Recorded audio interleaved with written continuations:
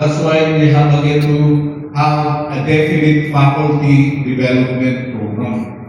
Mas maganda kasi sa SQC kasi mandatory yan. Meron na silang package. Medyo challenging yan is yung mga maliliit na college ulit. How can you encourage your faculty to enroll in master's or doctorate program? Ang nangyari noon, bakit maraming nag-enroll is because we have to check scholarship. Di ba? Maraming doon, pero the problem ngayon is hindi na priority ang trip. Medical na lang sa IT, more on technology still. Ngayon, nag-mention si Pastor kanina na pwedeng PhD abroad, kaya sabi ko, siguro, I will talk to these higher ups kasi kailangan may MOA between check in their, para ma-recognize naman yung school nila para karoon ng MOA. Or, since meron tayong colleges PUC na nag-offer ng PhD, sila na lang mag-partner and then join. Pwede naman naman. So it is, depende sa management ko kung anong gusto nila.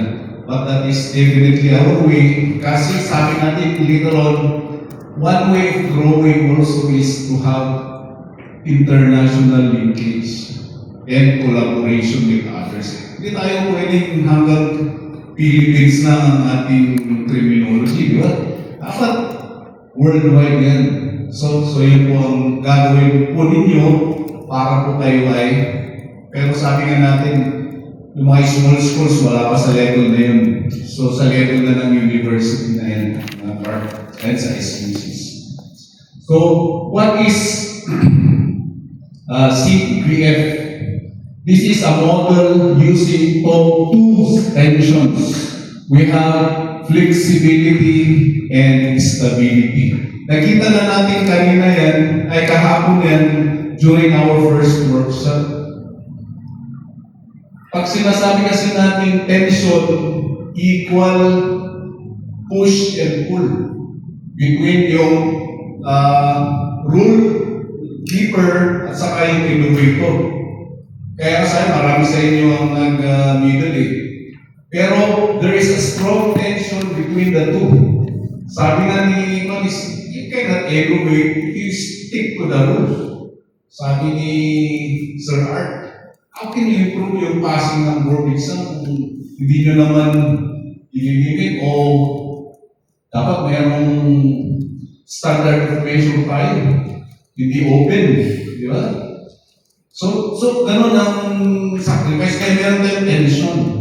It is between flexibility and stability. Ano yung flexible? Yung very innovative. Yung thinking outside the box.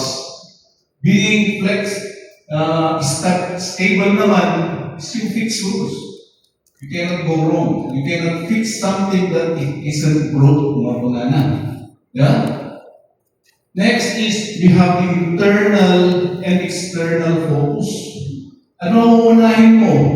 Yung ikakabuti ng faculty mo o yung ikakabuti ng students mo? Kasi two-way, so there is a internal and external pressure. So yung in-between na yan, yung dalawang aligned with two arrowheads, yun ang tinatawag natin ng tension line. Merong constant na nag-push na. Equal to yan. And you have to choose which side you are going to go. So yun ang tinatawag natin na competing values framework. Lalo na sa when we go to ethics, di ba? When you know that something is right, something is wrong, yun nga, dalawa lang kasi yan eh. Ano, susundin mo yung batas ng tao o batas ng Diyos? Parehas naman silang batas, di ba?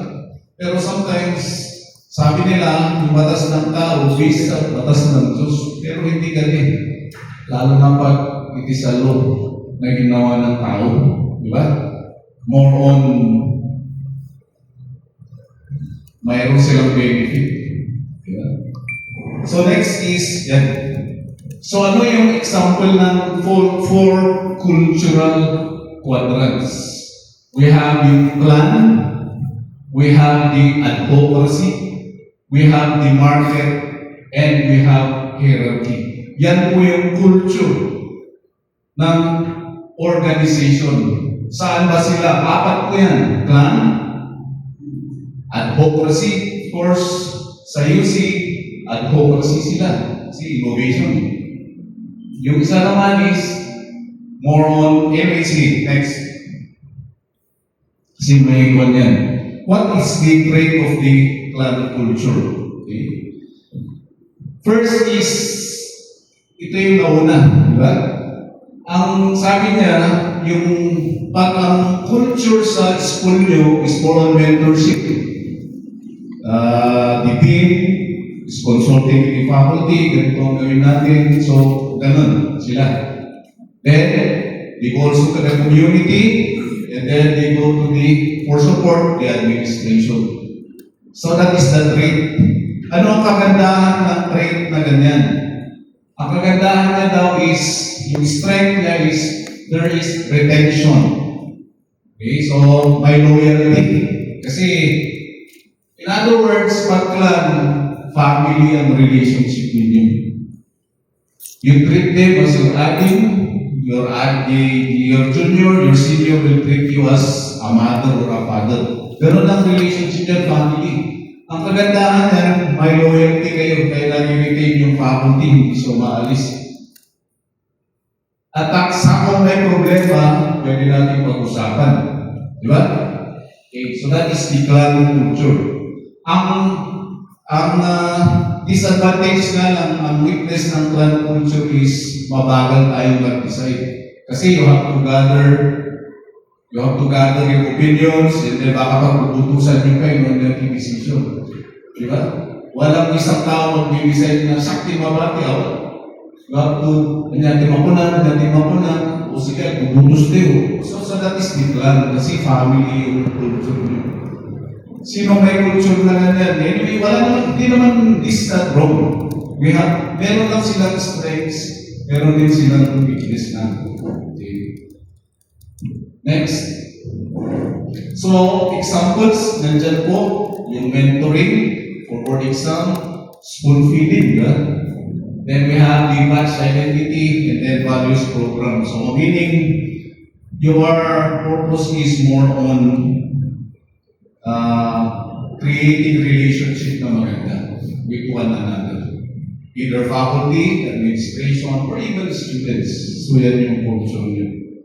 Next, sa advocacy naman, this is highly flexible sila. Okay? Ang purpose nila is more on external. So pag sinabing advocacy is creative or innovative. So, you have to go outside the box. But we can no longer think of outside ng iniisip mo. Okay?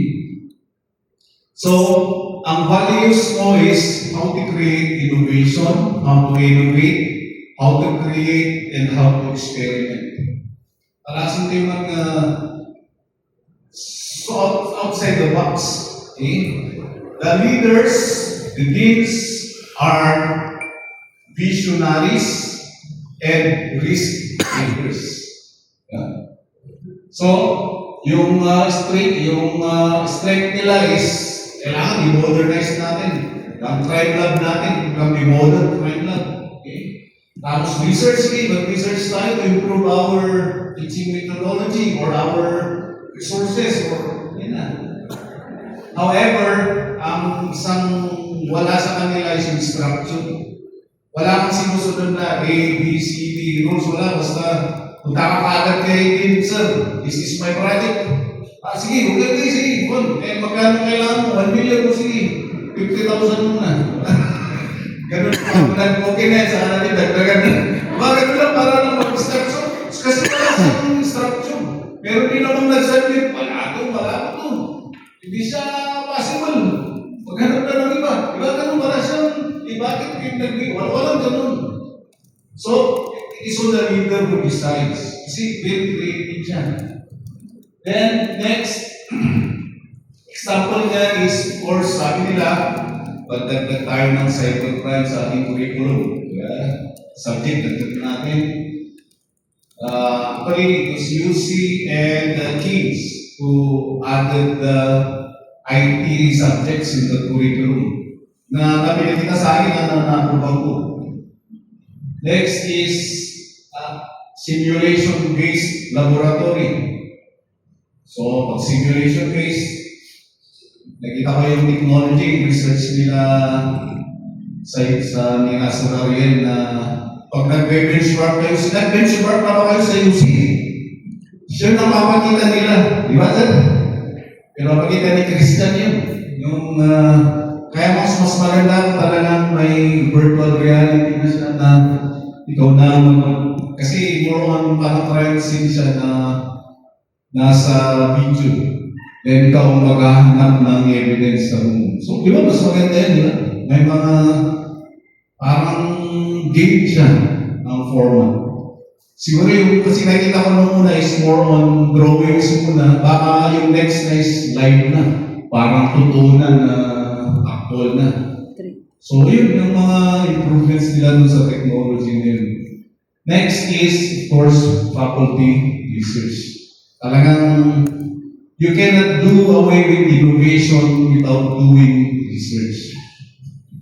Di ba, sir? Okay. Next, ito naman yung culture ng market. Ang gusto nila is, gusto ng mga presidents ito, gusto nila is, dapat 100% ang board pasok mo. Dapat mag-market ka. Tapos dapat ang number of students mo is minimum is 5,000. How do you do that? So you have to, kasi ang nasa isip ng market, ano bang tinitingnan sa market? Di ba? Pera. Ganyan eh. You have to do something. Tapos next year, pag 5,000 ka ngayon, dapat next 6,000 ka. Di ba? Mga ganun na binibigyan ka ng ganun. Kasi market, hindi kailangan na ako. Tapos pag pumalpa pa, nasaan na yung 6,000 mo? Wala. Sige, bawas sweldo. Di ba? Mga ganun na motivation kasi market. Di ba? So, ang pinofocus mo ngayon is yung result ng board exam. Tapos, yung quality assurance. Tapos, yung employability ng graduates mo. Yun ang mga tinitingnan nila. Actually, pag market-driven ang culture mo, maganda naman kasi you are talking of quality assurance ng school. You are assuring that kaya branding yan. If you enroll in this school, 100% top-notch rin yung anak mo. Di ba sino magpupundan? Tapos may advertisement pa ngayon na from enrollment to employment. Di ba yun ang hinahanap naman, mga ganon. Pero may ama ba yun? Pero may pinapapost na namin ng mga ama kasi talagang non-compliant sila. Ang maganda lang na ama is yung ama university in Manila. Pero yung others, kasi franchise kasi. Pero yung may-ari daw ng ama university is the different side of the family, more on talagang quality. Yung isa kasi is market driven. Yun yata yung school nila,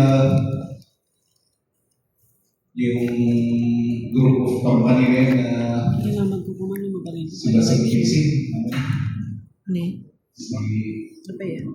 Okay naman, di ba? Medyo competitive sila na dapat tapos pag hindi mo namin yung target, sisanti ka, di ba?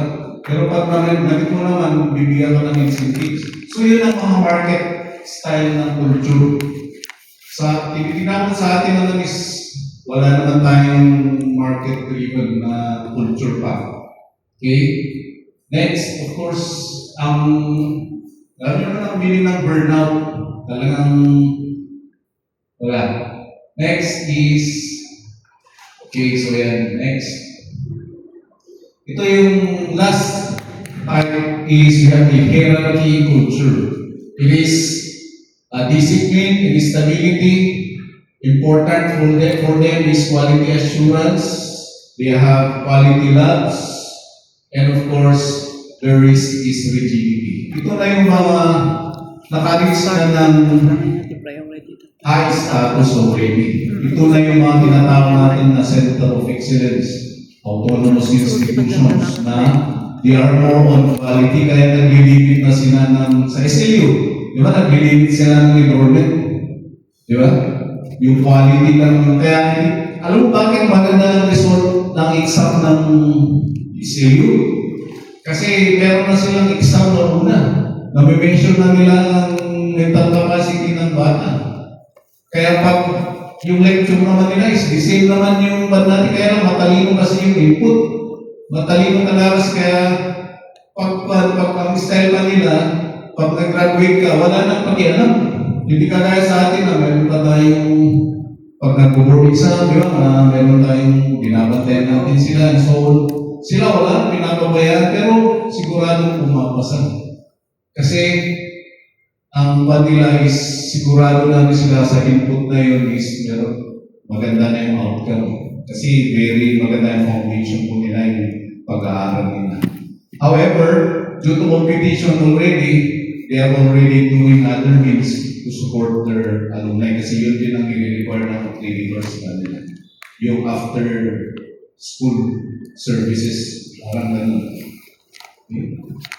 So, of course, pag ikaw na yung matinding school, ibibili mo na kung sino yung mga pumapasok. Pag yung mga nag-misbehave, pwede mo na tanggalin. So, ganun po yung hierarchy.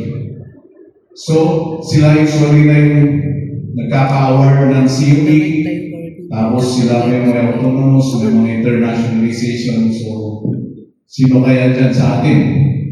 Okay, we have UC, we have UP, di ba? Mga mataas na sila dyan.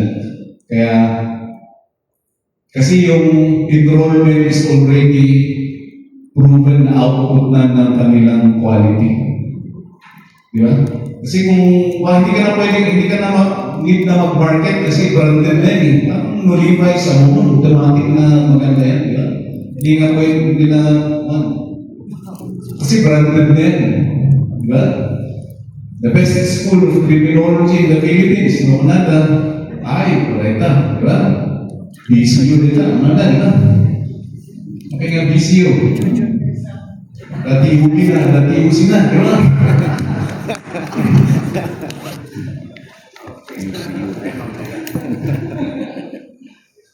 Okay. So, yun. Tapos, ang point ko lang po dito sa bakit ko na-discuss yung apat na yan is sa ating pagmamanage, we need a balancing of this. We have a prominent culture, pero kailangan din natin kumuha ng other cultures in order for us to improve. Abi, kahit yun lang na BCU di number 1 school. Kailangan sunod ngayon, di ba? So how will we do it? Although other small schools did it through the result of their board exam. Di ba? May mga sumusulpot na CCDC na produce ng top notcher, may mga maliliit na school, di ba, na yung school data, may nga top notcher na student nila, hindi like that, di ba? May nga nag-i-SUCs, di ba? Biglang agricultural school na top notcher na di criminology, di ba? So, in other words, however, ang risk, hindi naman risk, ang question doon is yung sustainability. UC, na-maintain nila for the longest years, decades. Centuries ba? Decades lang sir. Dandali century, di ba sir? So you see, mahirap hindi siya sustainable. Pero bakit BCU pa rin ang number 1? Kasi hindi sila dependent sa board lang. They follow the hierarchy. Quality assurance, COE, CUE. Di ba sir, that is how you elevate your department. To see it that hindi ka lang number 1 sa board sa lahat ng aspect. Di ba? Ganun ang aim natin na dapat. So, kung mali pa tayo, we have chances to grow. Kasi hindi naman one night, 1 year, ma-release mo agad yan. We have to do it, we have to plan it, kaya nga meron tayong RPM, input, output, mga ganyan na para ma-reach natin ito. What important thing is, bakit sa culture? Para lahat po sa inyo, pare-parehas kayo na iniisip. From the dean to the janitor, or the president to the janitor, iisa po ang isip nyo. And that is to become the number one school of criminology. Pag ganun lahat ang mission nyo, then that will become your culture. Sabi ko is, ito yung sinasabi natin kanina na medyo we should avoid. We should not purely na ganyan. Kasi sabi nga natin, mayroon siyang weaknesses na na-witness natin kanina. So ano kaya magandang gawin natin in this culture, values, competing values framework? Okay? So ang gagawin po natin is, kasi sabi niya dito, the cultural competing values framework teaches us that no culture is inherent superior. Kasi nung una, yung UC naman mga 20 years ago or 30 years ago, hindi naman sila hierarchy kaagad, di ba? Hindi naman sila innovating kaagad, di ba? So nag-start din sila ng family culture. Siguro, nung una, we have the same baseline. Ang maganda lang sa kanila is nag-innovate sila, nag-hero, kaya umakyat na umakyat, same with UP. Pero yung mga small schools, dependent lang kasi sa one habang so meaning plateau. Di ba? Alam mo ba plateau? Di ba? Flat na hanggang ganun for how many years? 10 years, 20 years. Gusto lang nila is a minimum of 2,000 students.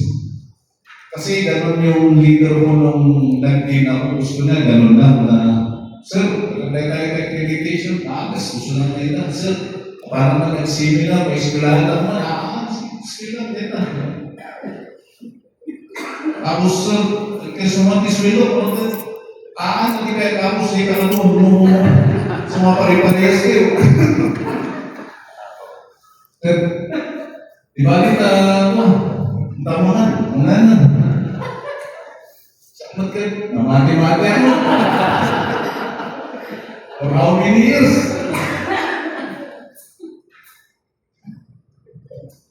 Hindi nakita ko yung surarito, nanti pa parukan-lukan, sanuhan ka na. Na parang nag-submit up the application ko. Birukan na, kami nga pinapirmahan, ang mga napirmahan. Well, that's the story. Anyway, that will be another part of our training session on. Kasi meron tayong tinatawag na authentic leadership. Na yung leadership mo, hindi tayo magkakapareho depende sa history po ninyo. Yung ups and downs ng life nyo, yun pong nag-motivate sa inyo. Si Sarari, hindi naman siya purposely innovative kagad. Pero nag-drive sa kanya. Sabi nga, kanina is because yung napasunod siya sa TBI na yung with the encouragement of the president, of course, kaya he took the challenge, kaya that makes him excited. Basta nakasay ng challenge, why not? Kasi it makes his life fulfilling. Kasi namimit mo yung target mo, yung what you want to do. Okay. So, ganun. Meron din naman yung leaders na hanggang ganun lang siya. Kasi he was subjected to abuse like me. Nakastaka lang. Sir, diba? So, yun nga. Kaya, yan. We are sharing that on part 2 siguro nila. So, avoid extremes ganun. Next. Ang kailangan natin is a mixture plus culture plus market, curriculum, advocacy versus here. In other words, mix siya. Hindi lang dapat iisang culture nyo, which you are doing naman. Kasi mandatory sa atin ang mag-research, so kahit ang culture natin is family type, you still have to do research. Ngayon, ang question is, how are we forced to do research if you enroll in graduate school program? Or, yung mga hindi naman makapag-enroll, meron tayong TICAP, organization which conduct yearly research congress to present your research with incentive. Sa UC kasi walang sa SUCs, walang problema kasi mandatory part of their commitment is research. Kasi fourfold yan, di ba? Education, research, extension. Ano yung isa? Production. Pero usually, so may production sa CRIM, meron ba? Review center. Pero ayaw nila kasi pinigil ko pa ilan. Bagyo ko nung wala, di ba? So yun ang gagawin mo namin. Any questions so far? Dagdagan nyo lang siya ng research. Once you conducted research, you follow up with innovation. Di ba? Next.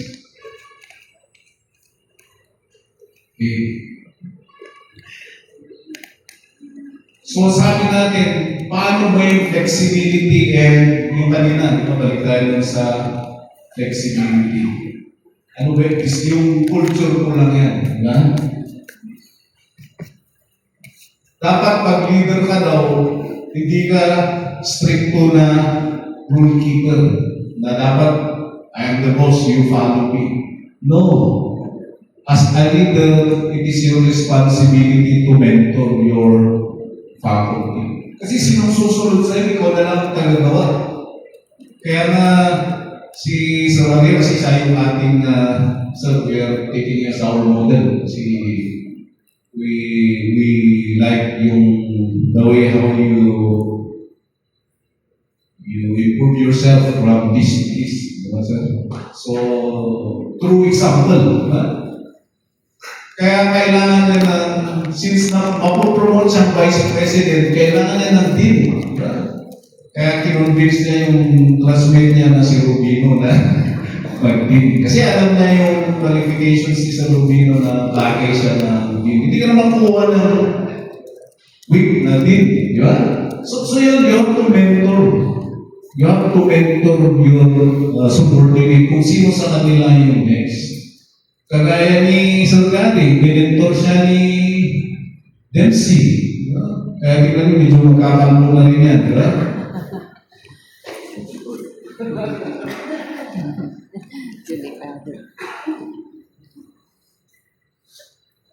Aside from being a mentor, of course, you have to have the vision of Sir Ariel. Ano ba? What do you want to do in the future? 10 years from now, ganito lang ba? Hanggang big ka lang. Kasi susunod next year, may president na tayo na criminologist. Sana, di ba? Of course, if you are a leader, you have to instigate it. You have to be the driver. You have to lead the way. In other words, you cannot give what you do not have. Kasi meron kasi mga leaders na ito, gawin mo to, tapos anong gagawin mo, sir? Mag-produce ka ng research. Tapos yung nagsasabi, paano magawa ng research? Basta bahala ka, basta mag-research ka. Pwede mong gano'n. Diba? Dapat merong step by step, tapos merong susundan na para makapagawa mo yung output na gusto niya. Hindi yung bahala kang mag-isip, kaya na hinayar kita. Without any guidance. Tapos pag pumunta, pagagalitan ka, pag nag-hit, sa akin yan, ako ang nagpagawa sa inyo yan. Ganun ba? So, it is not 100% na sigurado. Sugal lang yan, 50-50. Next. you have to diagnose your culture. Ano ba talaga? Sige, umpisa natin sa inyo. Kasi dapat workshop sana to, pero you think on your own na what is your dominant na culture? Kasi tanongin nga natin sa Kings. Ano bang culture nyo sa Kings? From the apat na yun. Previously, sir, it is fun. So that is why KCP family, we always hear KCP family. But as the king passes away, then it's no longer that. It's still broken. Bakit broken? Still So, searching. nung namatay yung king, Napariwawa na. Patay kay Timba. okay, so, naging queen na siya, di ba? By rule of succession, di ba? Sa Easter naman, Di nabuhay siya today. No-observe ko in this gathering. Again, we will cut off the head of the snake. Next week. The organization ceases to exist to run its course. Mapapalitan yung policy. so, sige sa susunod ko naman sa SAC.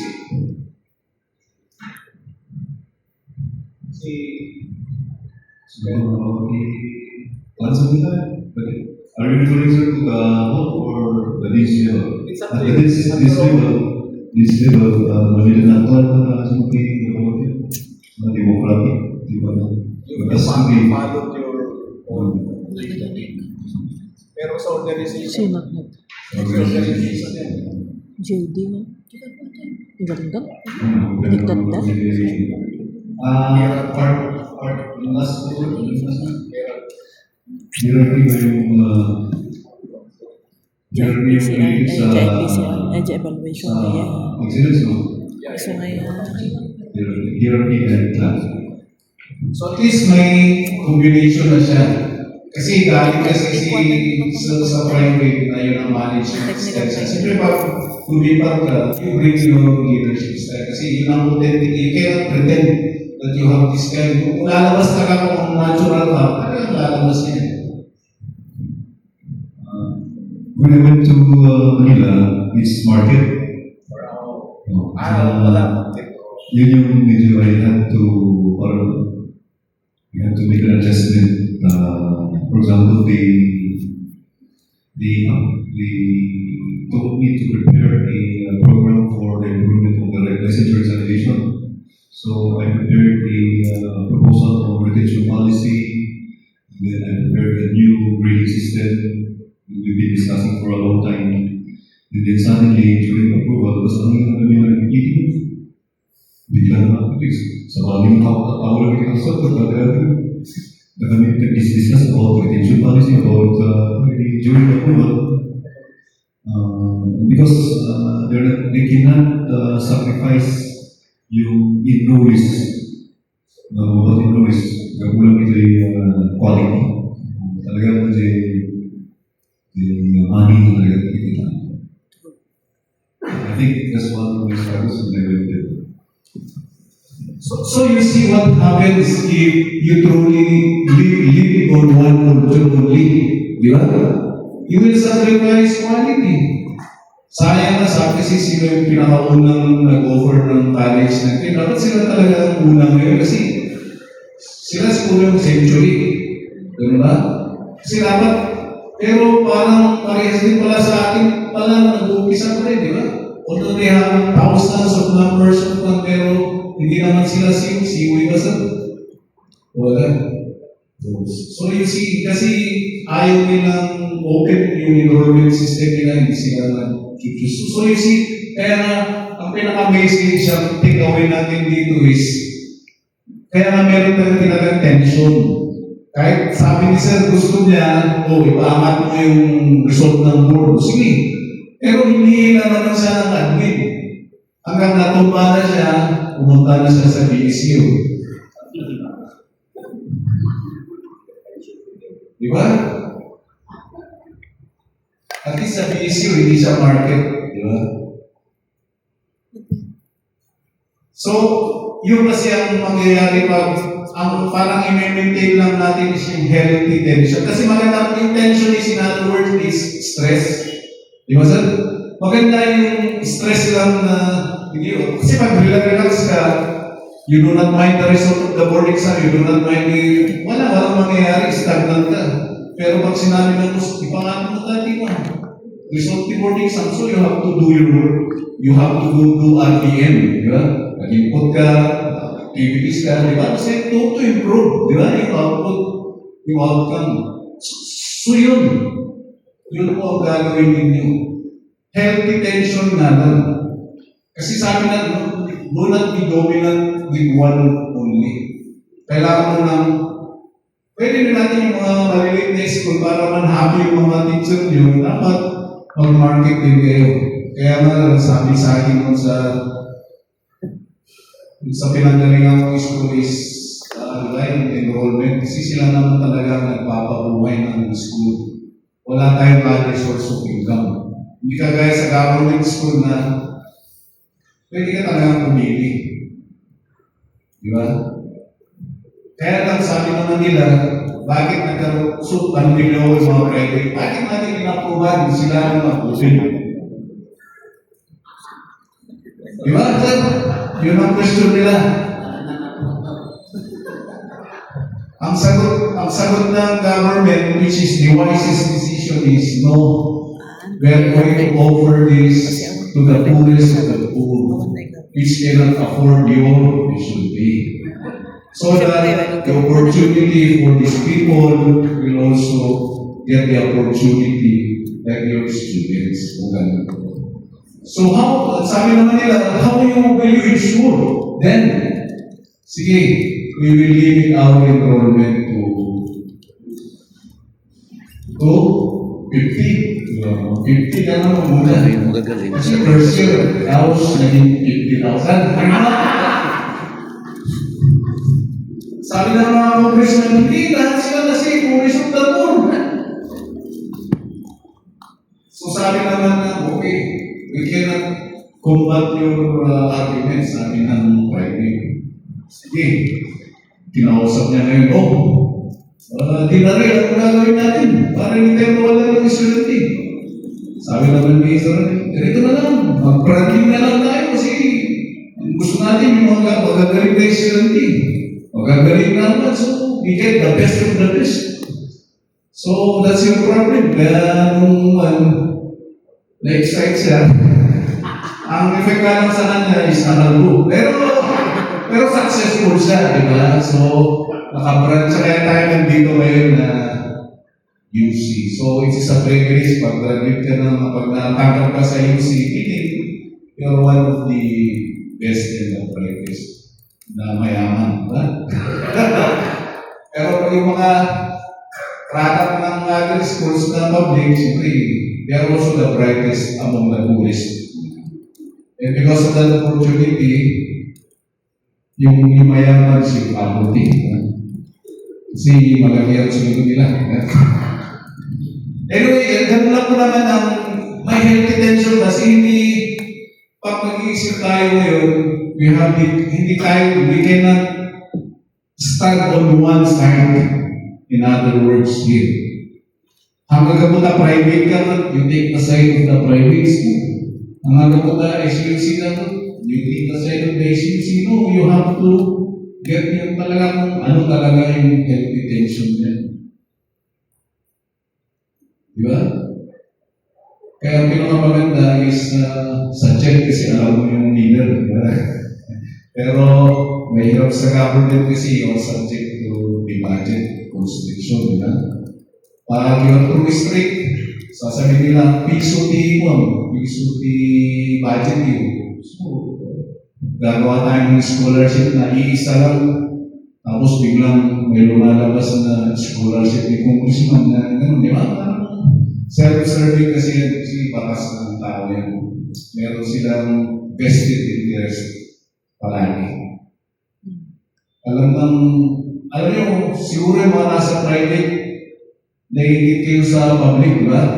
Pero, mas malaki ang problema nila is political and, di ba, sa public.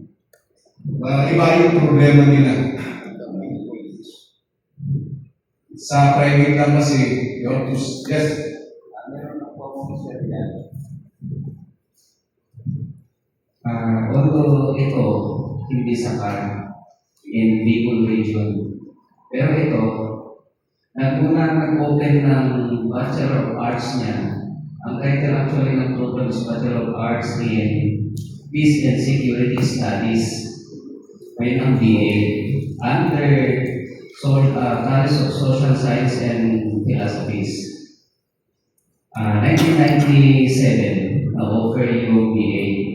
Then, by 2020, nag-offer sila ng Master of Arts in Peace and Security Studies. Later, nag-open sila ng PhD in Peace and Security Administration. Pero mula noong hanggang ngayon, lahat ng tatlong programs na yun, wala pang COPC. kasi wala tayong ganun na program. Kung sa akin enrollment nila, Kasi astig lang.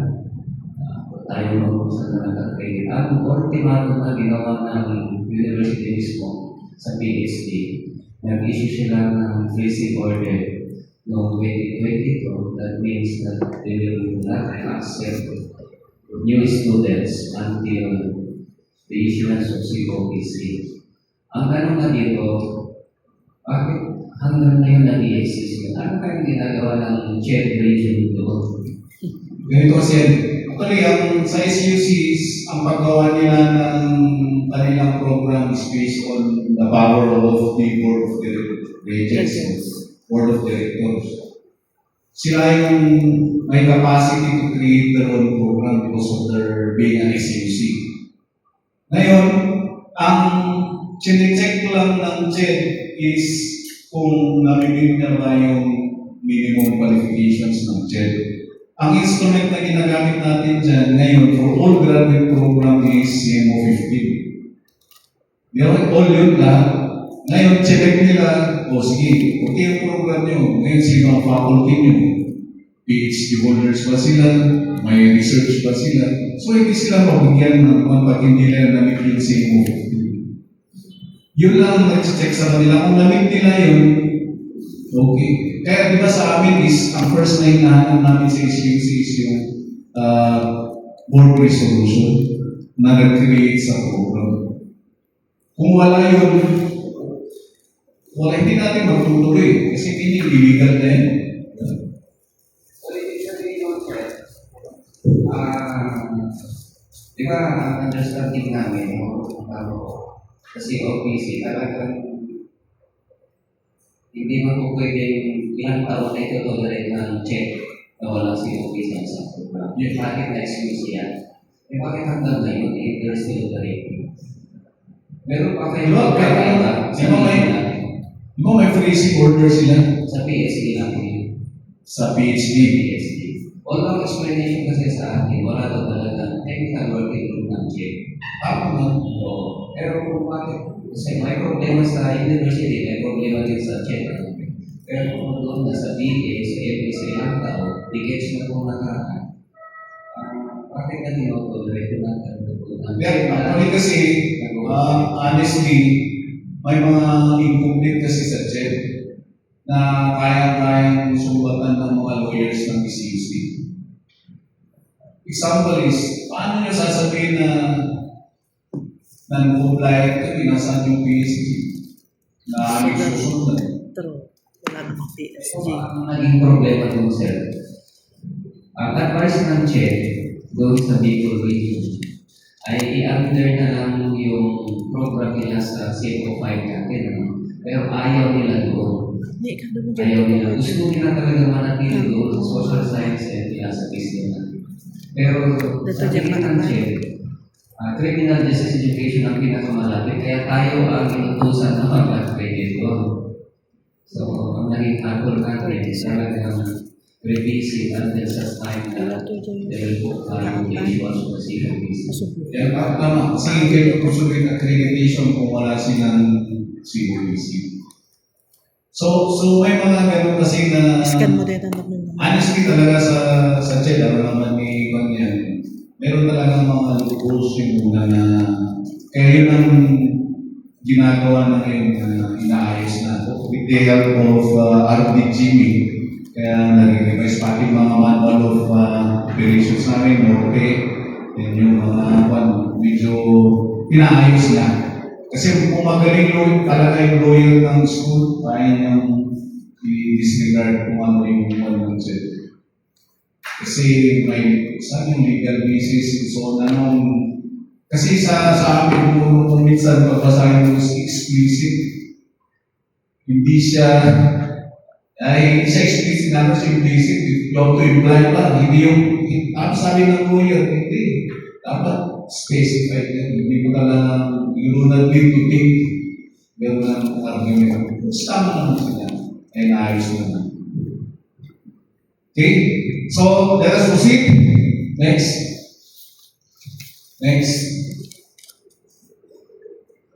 Sige pa. Okay, so alignment, ito yung nasabi ko kanina. Next. So, sabi natin, culture drives performance, balance is important. Na-emphasize po natin yan. So, sabi natin is,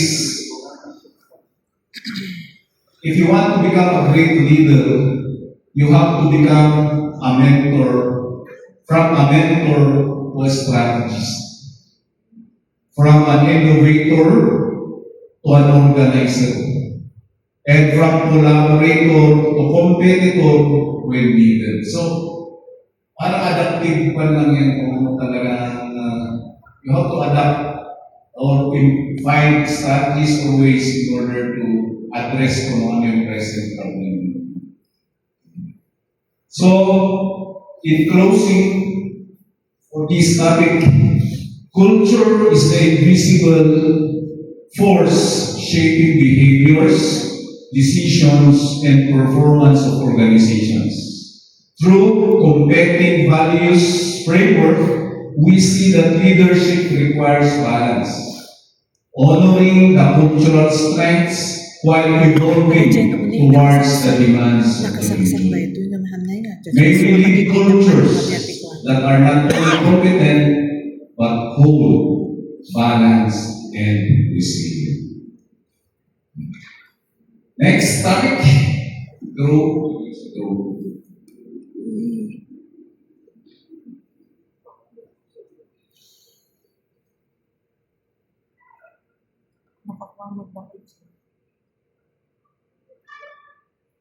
Yan na. Okay. So, in our field, di ba, you agree with me, you do more than as a leader, nung apoy na kayong hindi na lang theories of crime ang alam nyo. Diba? You are here to shape men and women who will one day stand before chaos and justice. Future investigators, future peacekeepers, future guardians of the law. Bakit? Kasi as a leader in your organization, you should always remember yung social contract. Nung nag-enroll yung bata sa inyo, you promise this enrollee that once he graduates, he will become a future isasabi na future investigator, future peacekeeper, or future guardians of the law. You promise him, depending on your program outcomes, that he will become a future police officer with integrity, with leadership. Yung sa UC, ayaw ba yung sa inyo? Sa Kings, God-fearing ba? Parang gano'n, di ba? Meron silang more ethical naman, ethical police, parang gano'n ang nasa kanilang program, objectives based on their vision and mission. So you promise that to them only.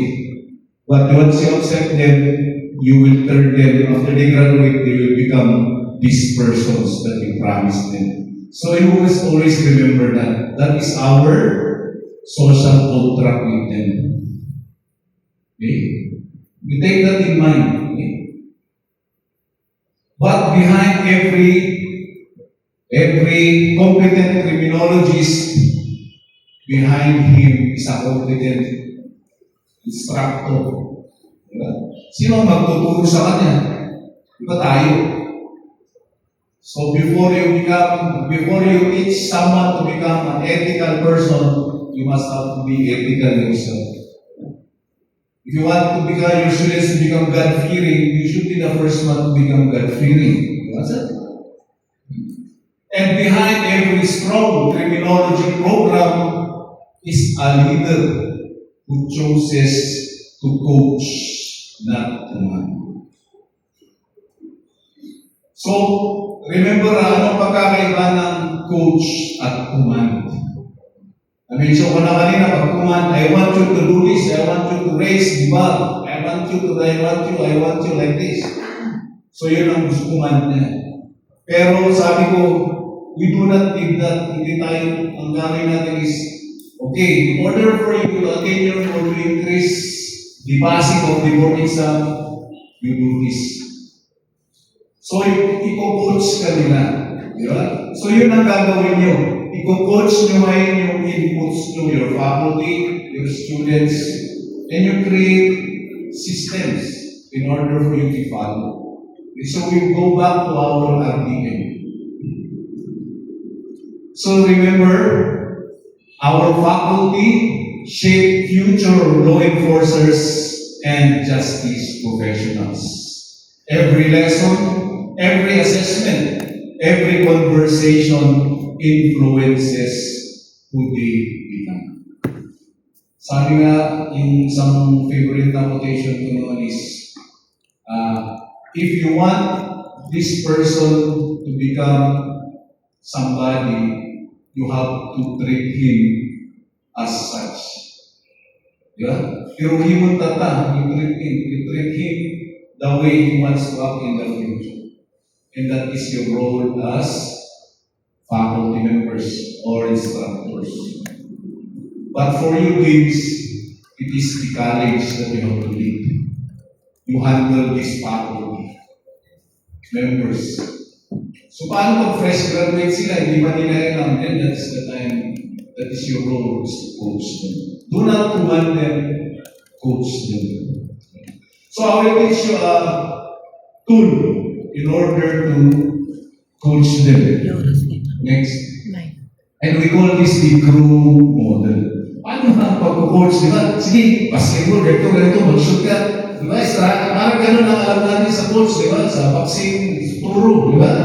Pero ito yung grow model natin. So first is you have to know the goal, you have to face the reality, and you give them options. And you give them the way which are going to follow in order to move forward. Ang sabi niya dyan is, the grow model is a structured leadership conversation framework. So it is between you and your faculty or the person that you're going to coach. Next, umpisa tayo sa letter G, which is the goal. Ano ba ang goal natin? Okay? You have to make it clear para alam niya. You have to produce the top notcher within 5 years. So that is the goal. Okay? So, pag clear sa kanya, alam na ng faculty mo, then, that's it. So, improve the board exam.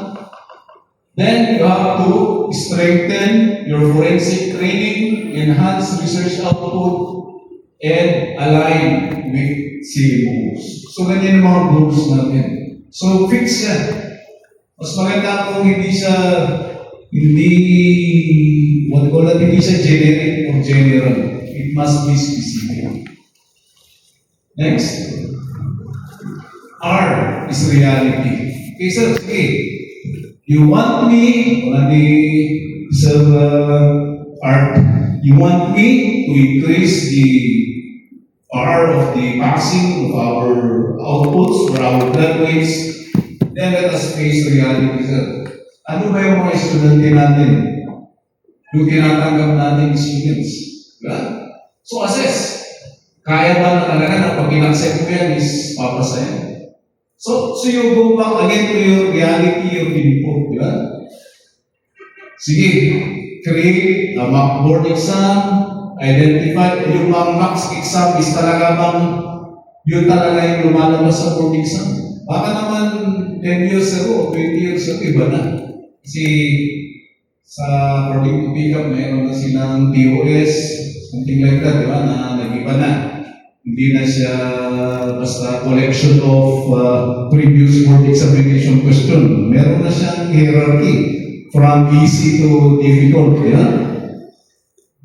Next is, balik.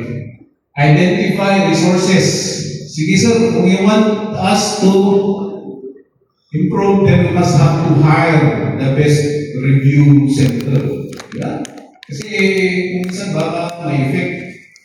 So magkano ba si Pastor Piliso? O sabihin mo na, parang gano'n, kaya ba natin yung rate niya? So, you have to face reality, di ba?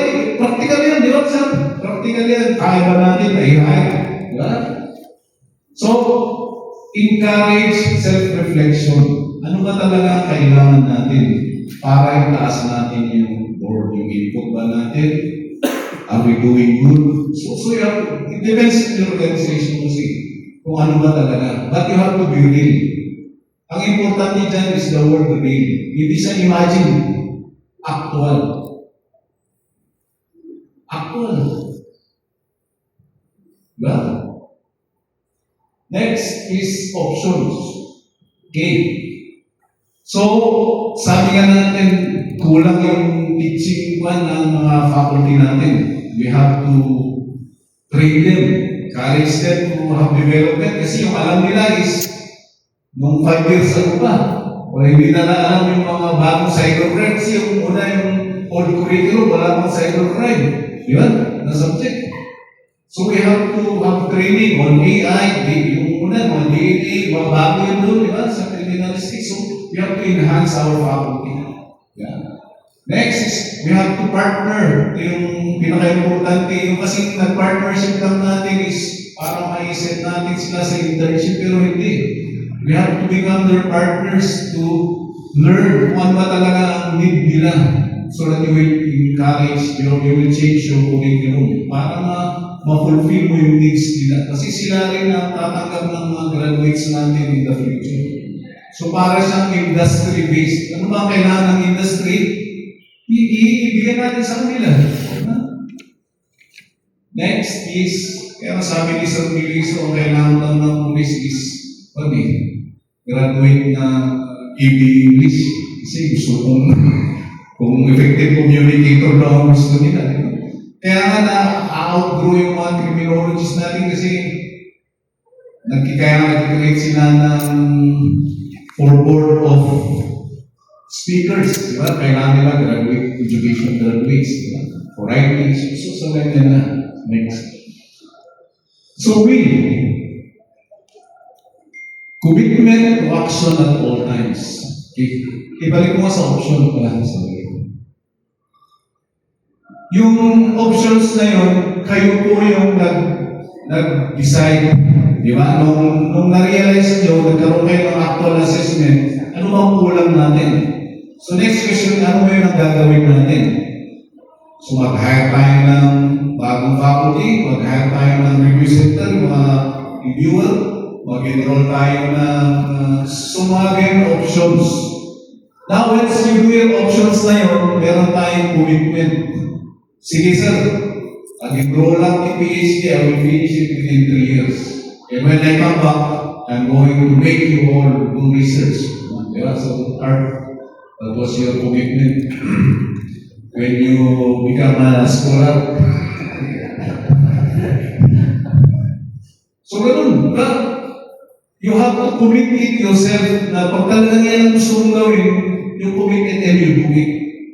Kasi useless ay nag-analyze ka, tapos wala ka nang gagawin, di ba? So yun, commitment options yung next. Then, pero di ba sa targeting kasi natin, meron tayong, meron tayong target setting din, di ba? Na dapat within 1 year, we have within 2 years, or week or month. So, i-monitor mo yan as a day, you have to check it. Sabi niya, baka yung may graduating in 2 years, so i-check mo every semester kung nag-i-enroll na. Baka hindi naman nag-enroll, hindi mo na namin yung target mo. So ganun lang sir, kasimple parang, but that's what we call the will. Para tapos encourage kung hindi siya nagtuloy, bakit hindi ka nagtuloy? Mahirap ang mag-research. Sige, I will help you. So ganun, punta yung coaching niya. Next. So, hindi na natin emphasize yung grow kasi alam niyo na yun, diba? Goals, we have reality, and we have your options and your will or way forward. Ngayon, ano man ang magiging benefit ito sa inyo? So of course, i-monitor mo yan, you have improve your faculty performance, student outcomes, strengthen discipline, depende on your goal that you like to have. So next. So yun po yung mga examples po natin. Barriers, ito yung barriers. Pag naririnig ko yung barriers, ito yung research kasi ni Arthur, barriers in communication. Di ba sir? Maalala ko. So yun ba? Related siya dyan. Bakit itong estudyante ko naiintindihan niya, bakit yung isa hindi? Then, you have to apply something. So yun po ang research tayo nyo si Sir Art. Ganun ang research niya, barriers. Strategies and so on. Okay, next. So next. Wala na? Last na yan. Okay. So,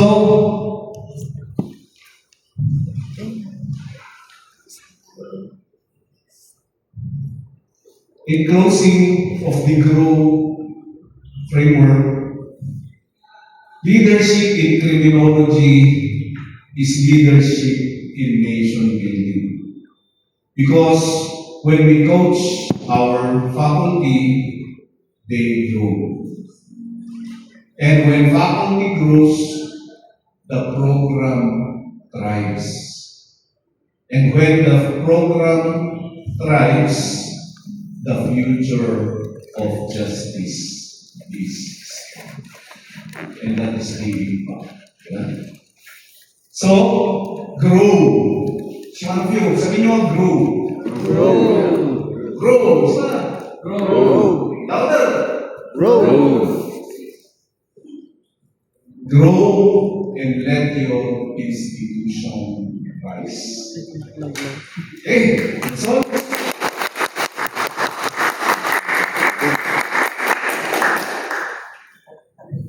see,